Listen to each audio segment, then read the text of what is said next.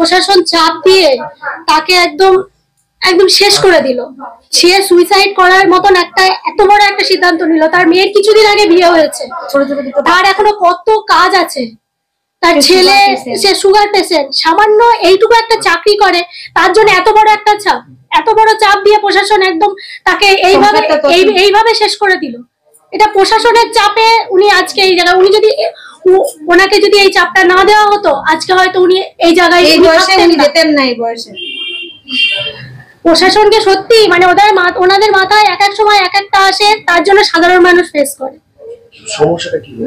সমস্যাটা হচ্ছে বিয়ের চাপে উনি অনলাইনে সেরকম পারদর্শী না, উনি সামান্য রামকৃষ্ণ স্কুলে প্যারা টিচার, বিবেকানন্দ স্কুলে প্যারা টিচার। আর ও গৃহবধূ, ও কোনোদিন বাইরে বেরোয় না, ও ঘরের মধ্যে স্কুল করে ও বাড়ির মধ্যে ঘরের মধ্যেই থাকে।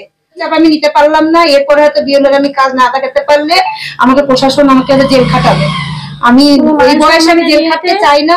হ্যাঁ, বলেই গেছেন, উনি চিঠি লিখেই গেছেন। হ্যাঁ, আমার পরিবারের কেউ দায়ী না।